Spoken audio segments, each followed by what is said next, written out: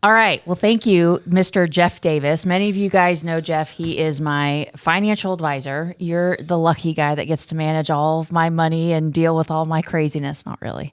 But I really wanted to bring you in today. I have a lot of respect for your opinions, your thoughts, your advice. You've been through some markets, and a lot of my clients are nervous with the recent news about the banks. And so before we get into the bank stuff, will you just introduce yourself a little bit, where you work, and your son just told me that you're the most recognized financial advisor. So I know you're not going to brag about yourself. No, I'm not. Jeff Davis. I work at Ameriprise.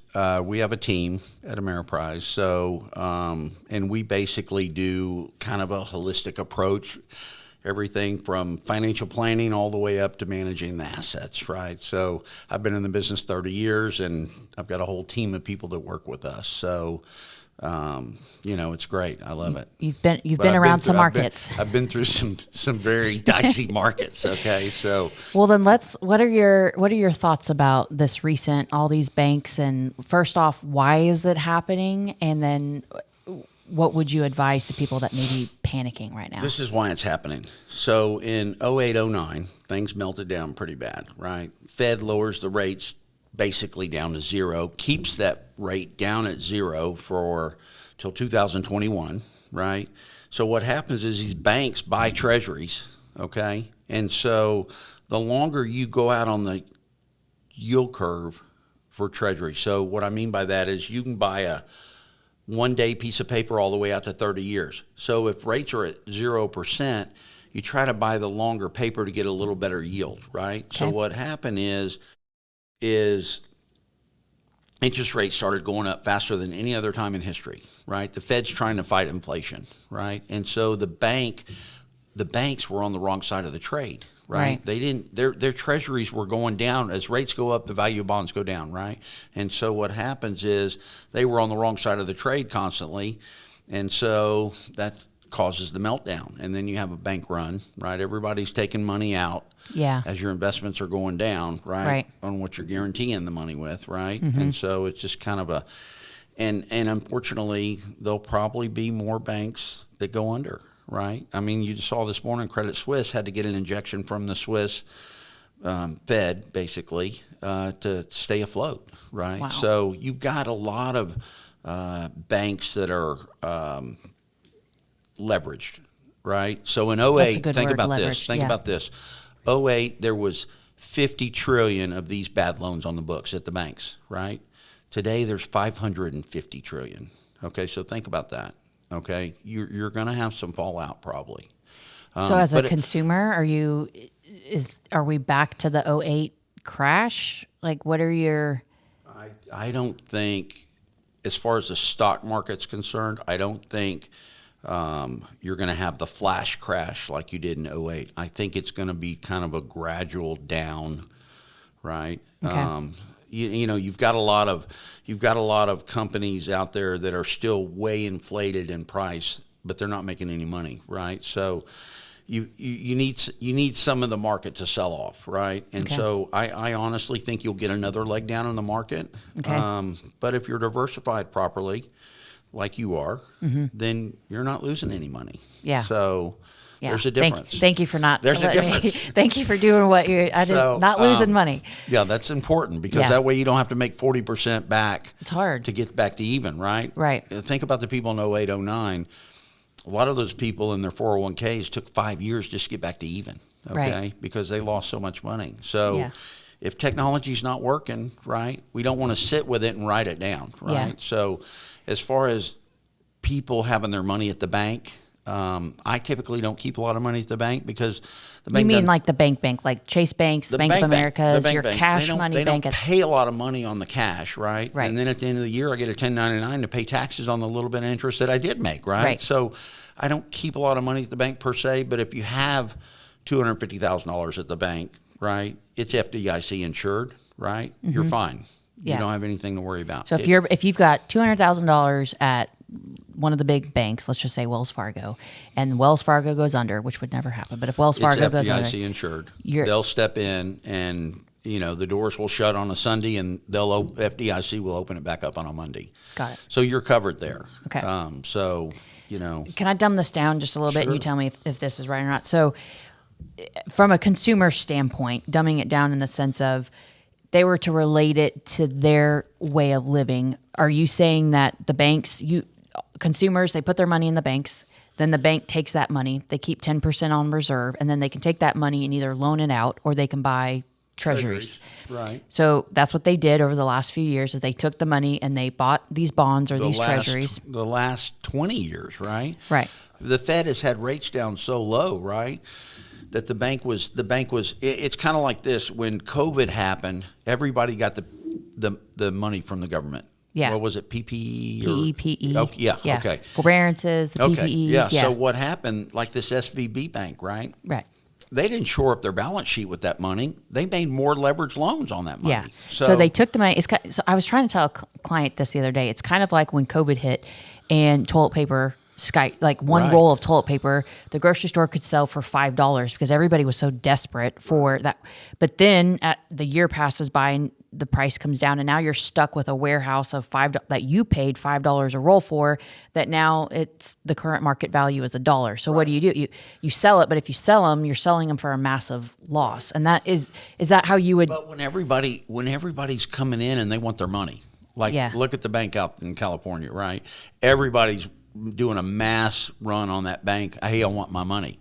Yeah. What do you have to do? You have to sell those treasuries at a loss to give those people back their money, right?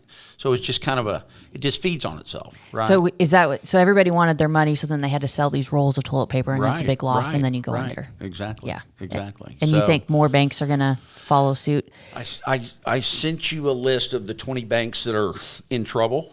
So if you have money in that bank, and one of these 20, really, it's more the top 5. okay, But I mean, if you have money at Bank of America or one of the big banks, I don't think there's any issues. Do they have some bad stuff on the books? Of course they do, but not to the effect that they're going to go under. Okay? The government's not going to let the banking system go under. If that ever happened, and you lost credibility with the U.S. public, right, the people. Yeah. You've lost it all, right? Yeah. So they're not going to let that happen. They're not that stupid, so to speak. Yeah. Right.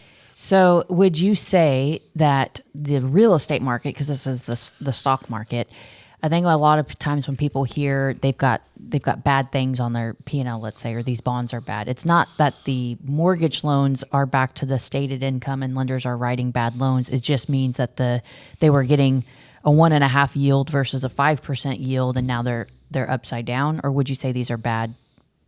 Like when you say bad, what do you mean by that? You mean on the bad loans at the bank? Yeah. Well, like the bank in California, right? Yeah. They're a startup technology and solar business was their big, okay? And so you've got a lot of technology companies out there that are not making a dime, but their stock price was 200. Gotcha. Okay? And so when you're investing in those type of companies and bad times hit, a lot of those companies go under. They don't have the cash to sustain the downside, right? Yeah. And so SVB was holding that paper, right? And so that's what you're asking me, right? Yeah, because in our real estate world or in the mortgage world, people are so nervous about the real estate market, especially us being here in Frisco and the DFW area, that people are associating this news with the banks going under to when banks were writing bad loans and disguising it. You don't that same scenario that in 08, 09, it was a housing crisis, right? We're not in a housing crisis right now. I think that's what people need to hear. We're not in a housing crisis at all, okay? And I tell people all the time, hey, if you really see a house that you really like, go get it. Yes, rates are higher, and we'll refinance, right? 18 months later. I just saw an article on Bloomberg yesterday, and it was talking about that with where we are with the economy and the Fed and everything else, that probably by June or July, maybe August, the Fed starts cutting rates again because the economy's slipping into a recession, and they're trying to stave off that, right? So that being the case, rates are going to continue to come down after that, right? So once they get inflation in check, rates will come back down because you have to lower the rate to stimulate the economy. Right. So, So you're not worried about, because I think that's the narrative that some of at least my clients tell themselves from a real estate standpoint is, the last 2 years, home prices skyrocketed. We've never really seen that in Texas. Like we saw it in California years ago, but it's almost like they're forming their own conclusion that home prices skyrocketed like crazy the last few years. And then now interest rates are high, inflation's high. And now we're hearing the news about these banks like, oh, it's another housing crash. Yeah, but okay, so take your account at the bank, for example, right? You make your payments on time, you're A1 credit, you've not missed any payments at all, right? They're going to keep your loan. Even if that bank went under, okay, they're going to sell your loan to another lender because lenders, they're standing in line waiting to take people with good credit, right? And they have solid backing on their house. So it's not the same market it was in 08, 09. Okay. If you look at the real estate market today in Dallas, you still have what, 1.6 million of homes that need to be built so the demand is there, right? Yeah. What slowed it down is rates went up so dramatically. Somebody that could get a house for $1,500 is now paying $2,800. Right. And so it changed the landscape, right? Right. So, but my point is, you're still going to have that demand for that house because the supply is so low. So that's why I say if you find a house that you really love, go ahead and get it. Yeah, right? because you're not going to be paying high interest for very long. Right. Right. And do you think the price of homes are going to go down? No. Yeah.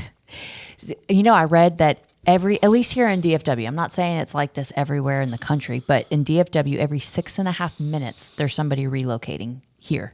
For the job market. But think about this. The Dallas market typically doesn't gap up like Vegas or some of these other hot areas, right? So typically Dallas market goes up 2.5%, 3%, right?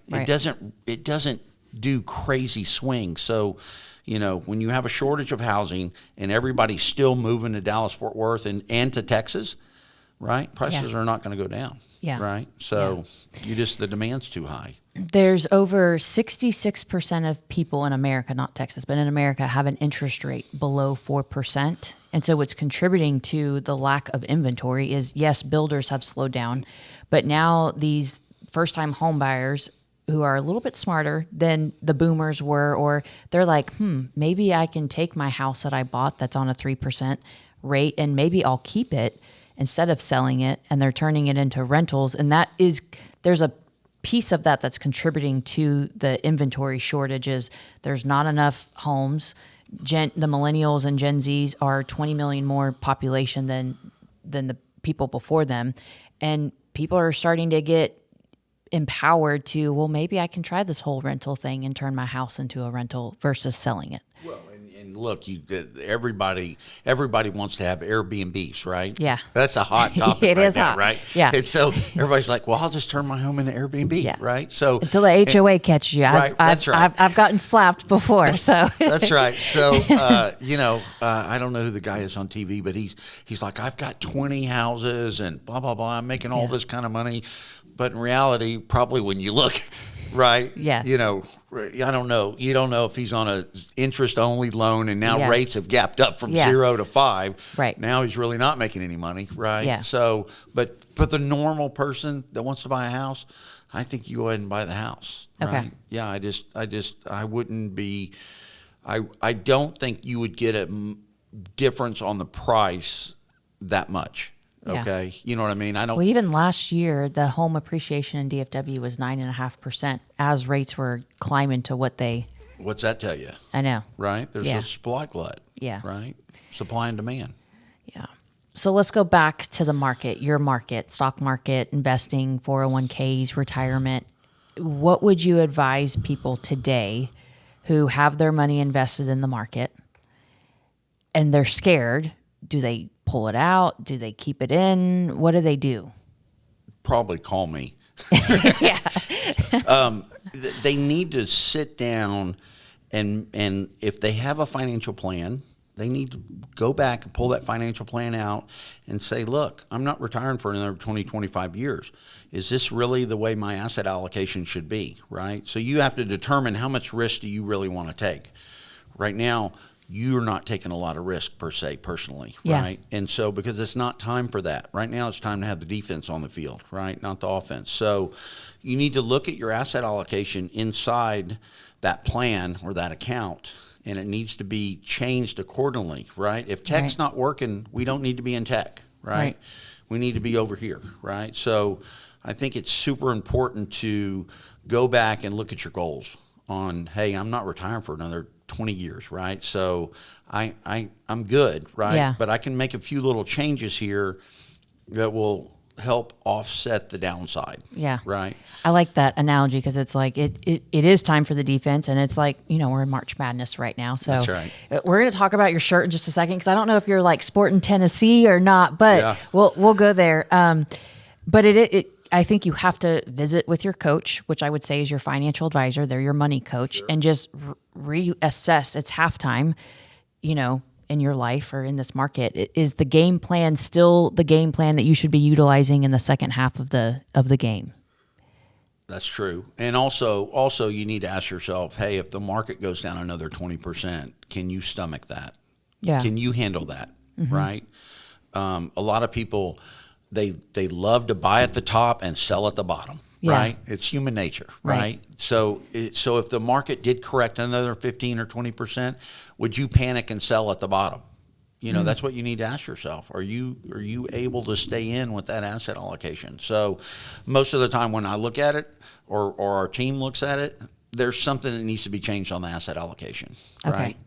So if you're listening to this right now, you need to call Jeff, have him review your statements, and just make sure that, because what I find when I talk to clients, they don't even know, like if they've got a 401k or a 403b, they don't even know where their money's invested because they don't have most. The statements are confusing. I will say they are confusing. They are confusing, and so I think sometimes we feel dumb talking to fancy financial advisors. Like, is my money invested in peanut butter and jelly? Like what? I don't know. It's tough to read. So I would encourage people who are listening to not be afraid to ask the questions to the really smart financial advisors. I met a lady on the plane a couple of days ago, super successful attorney up in New York, lives here in Dallas, works in New York, right? Two weeks out of the month or whatever.